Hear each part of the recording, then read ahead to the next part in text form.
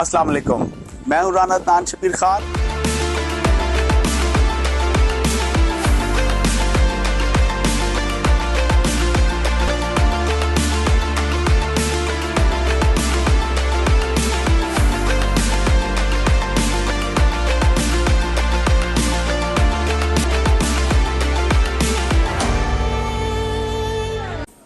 अस्सलाम वालेकुम, मैं हूँ राना अदनान शबीर खान और आप देख रहे हैं नवाए फ़िक्र।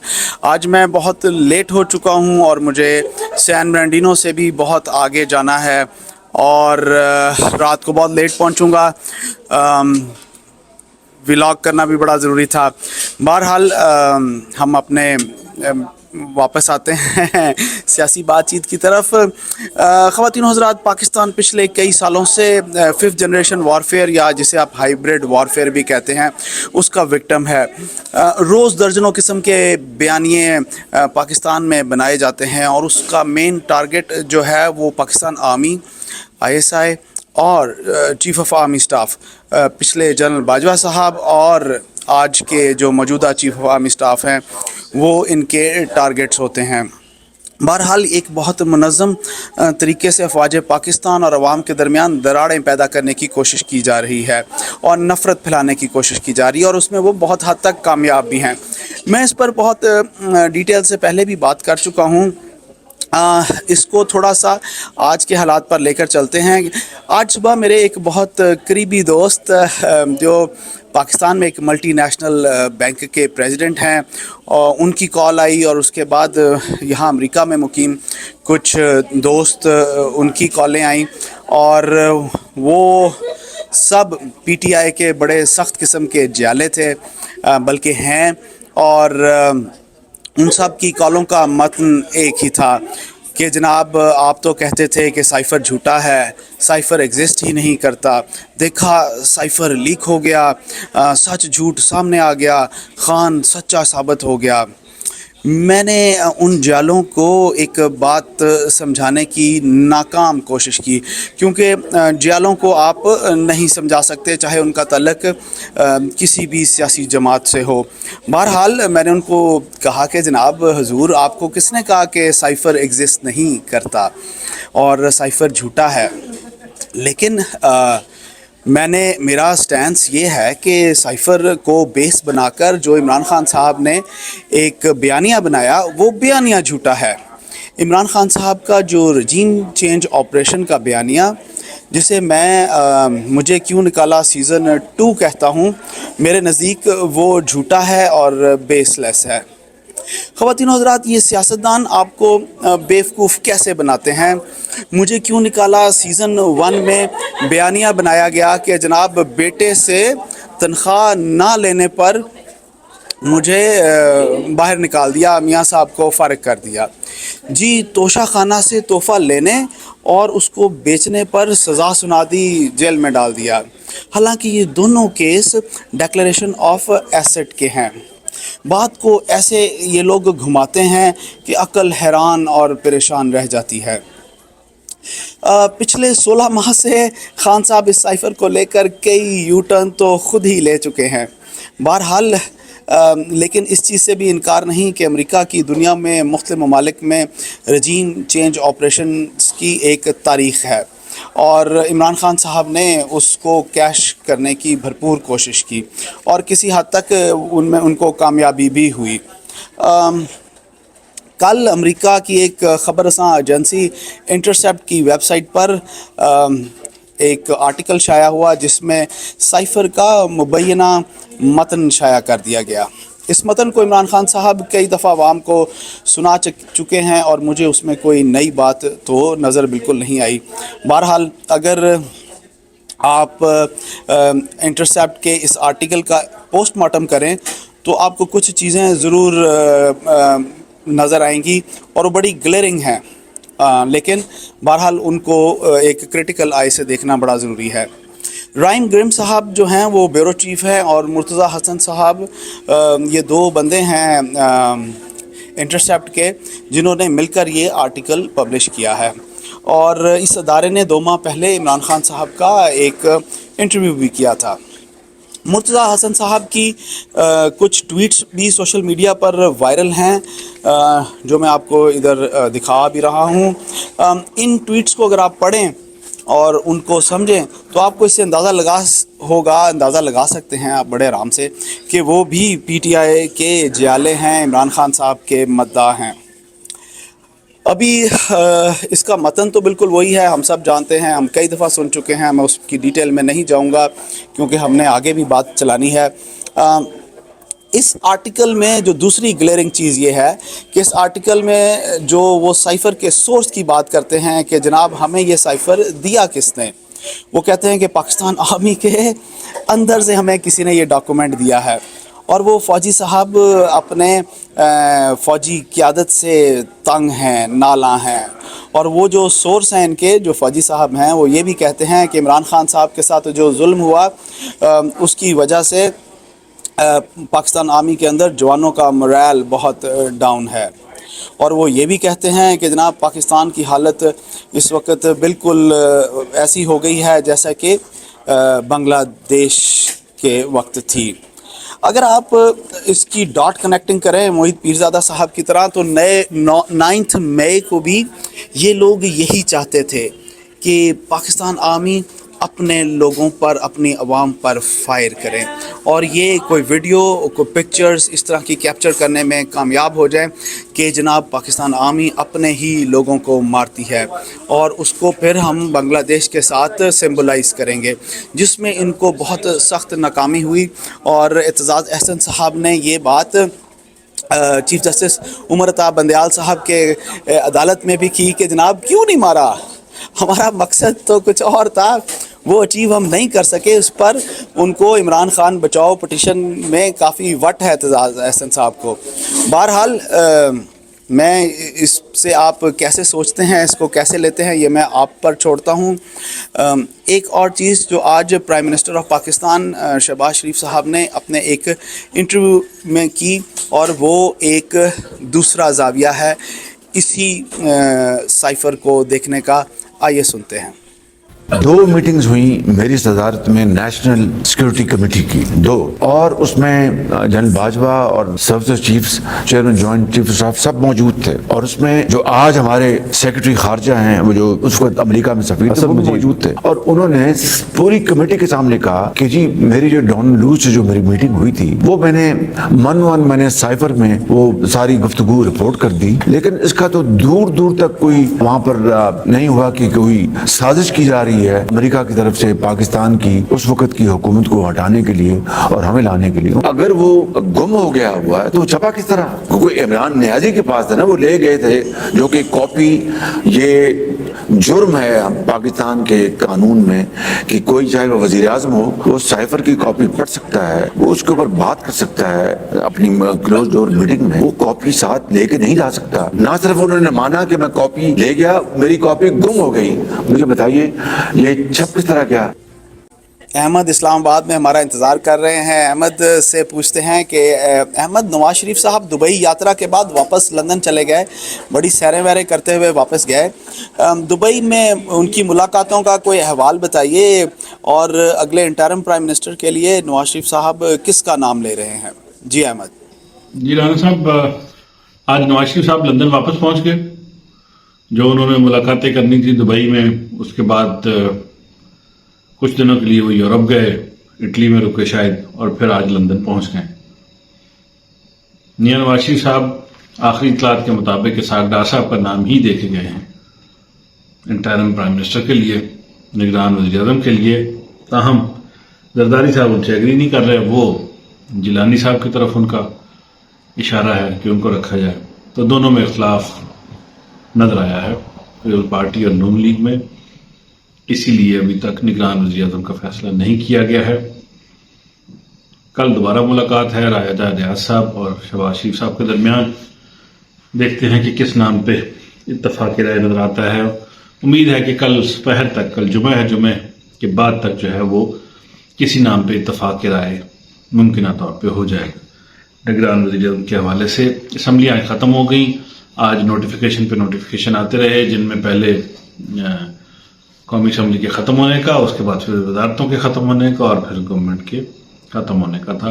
ताहम शहबाज शरीफ ही अभी तक वज़ीर आज़म हैं, प्रोटोकॉल भी अभी उनके पास है, लेकिन साथ ही इलेक्शन कमीशन ने एक लेटर भी लिख दिया है काबीना डिवीजन को कि किसी किस्म के तकर्र और तबादले फौरी तौर पर रोक दिए जाए। कोई तबादला नहीं किया जाएगा जब तक निगरान सेटअप नहीं आता। अब निगरान सेटअप जब आएगा तो उनके पास वाज़ेह तौर पे अच्छी खासी पावर्स। एक सवाल जो रह जाता है जिस पे हो सकता है कोई मूव ना करे, लेकिन मूव बनती है, और ये बनती है कि ये जो असेंबली गई है, इन्होंने वो तमाम बिल पास कर दिए हैं जो 2/3 मेजोरिटी से पास होते थे। 2/3 मेजोरिटी से पास होते थे, 2/3 मेजोरिटी थी ही नहीं पार्लियामेंट में। तो इन्होंने क्या किया कि सादा अक्सरियत से सारे बिल पास करके उनकी अप्रूवल दे के निकल गए। तो अगर ये सवाल किसी ने उठा लिया, जैसे मरदमशुमारी की अप्रूवल है, वो 2 निगरान वज़ीर आला उस मुश्तरका मफादात कौंसिल में बैठे थे। निगरान वज़ीर आला मुश्तरका मफादात कौंसिल में नहीं बैठ सकते, मुंतखब बैठ सकते हैं।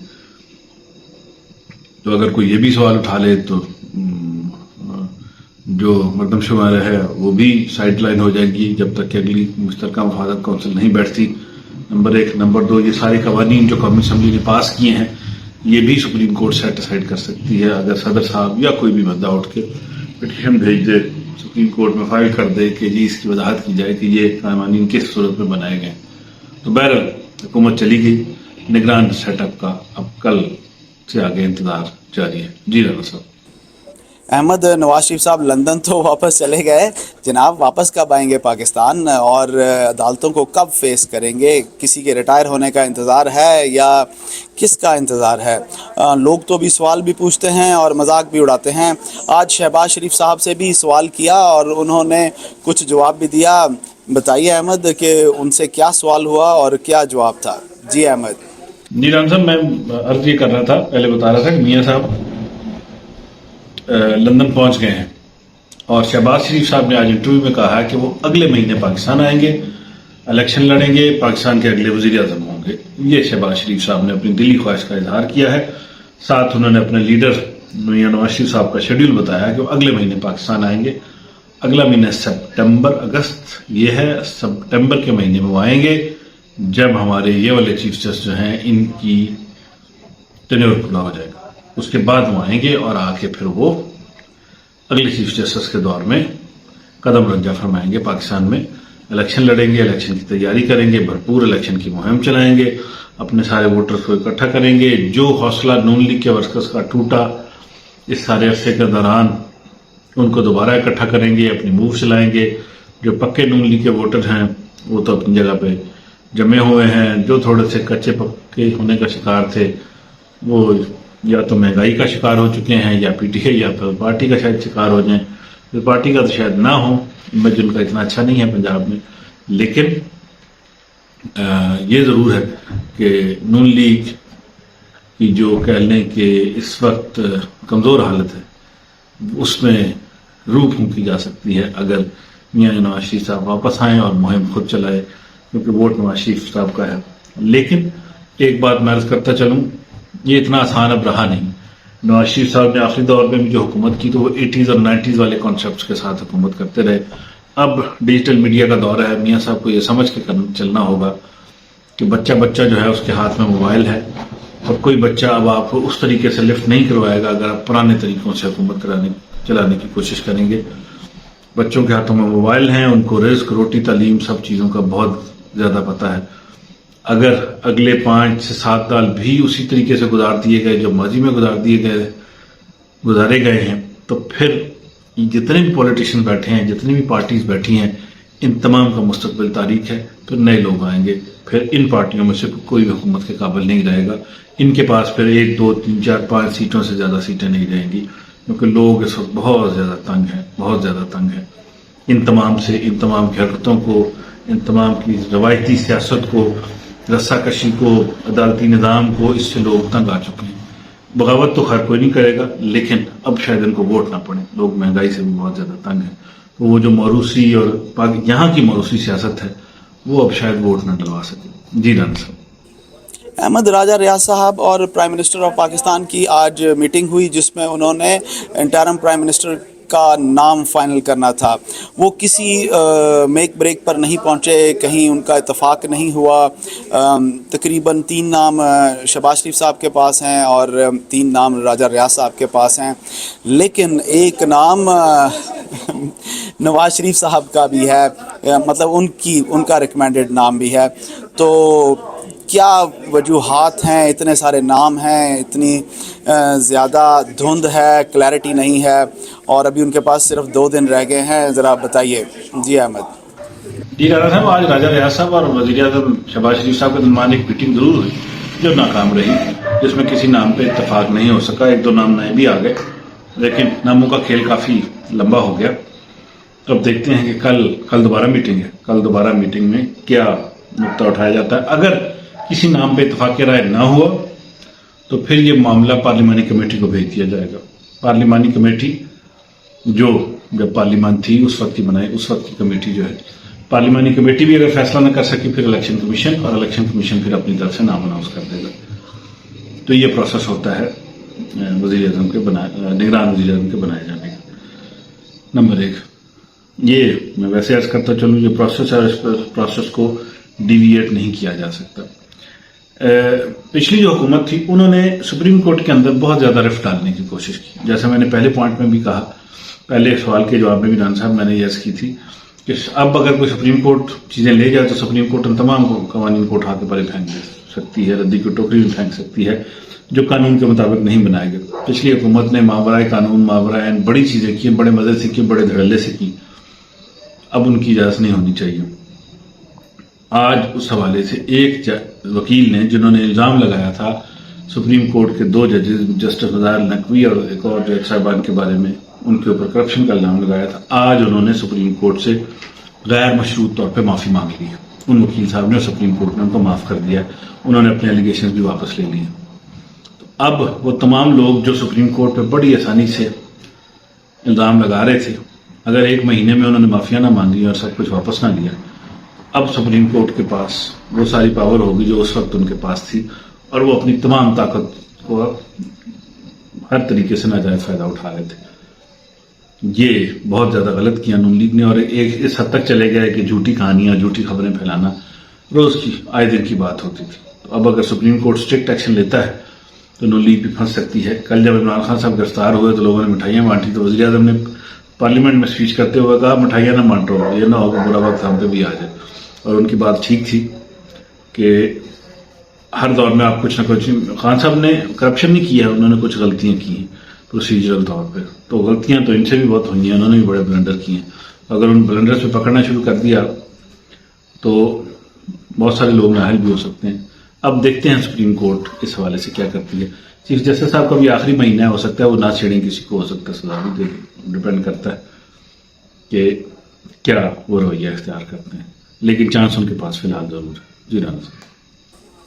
خواتین و حضرات، سیاستدان اس ملک میں صرف پاور پالیٹکس کرتے ہیں، ان کا مقصد صرف ایک ہے، اقتدار میں آنا اور طاقت کا حصول۔ اس کے لیے وہ کسی بھی حد سے گزرنے کے لیے تیار ہیں، اور اقتدار میں آنے کے بعد ان کے صرف 2 ہی مقاصد ہوتے ہیں، رج کے مال بنانا اور اپنے مخالفین کو وکٹمائز کرنا۔ آج کل کی سیاست میں نظریات یا عوام کے مسائل کی کوئی جگہ نہیں ہے۔ آج کا سیاستدان عوام سے ڈسکنیکٹ ہو چکا ہے، اسے پتہ ہی نہیں ہے کہ عوام کے مسائل کیا ہیں، اور ان کا حل کرنا تو بہت بعد کی بات ہے۔ موجودہ جو سیاستدانوں کی لاٹ ہے، مجھے تو ان سے کوئی ہوپ نہیں ہے کہ وہ آنے والے وقت میں بھی کچھ ڈیلیور کر سکیں گے۔ ہاں، مجھے اگر ہوپ ہے تو وہ صرف عوام سے ہے کہ عوام ان سیاستدانوں کو جواب دہ بنا سکتی ہے۔ آپ کا تعلق یا آپ کی ہمدردیاں کسی بھی سیاسی جماعت یا سیاسی دھڑے سے ہوں، اپنی لیڈرشپ کو سوال کیجئے، ان سے پوچھئے، ان کو جواب دہ بنائیے، ان سے پوچھئے کہ پچھلے 15 سالوں میں تینوں اسمبلیوں نے اپنا ٹینیور کمپلیٹ کیا، مگر پاکستان نے معاشی طور پر، معاشرتی طور پر اور اخلاقی طور پر ریورس گیئر کیوں لگایا؟ میں آپ سے اجازت لوں گا۔ اللہ آپ سب کو آسانیاں نصیب فرمائے اور آسانیاں تقسیم کرنا نصیب فرمائے۔ السلام علیکم۔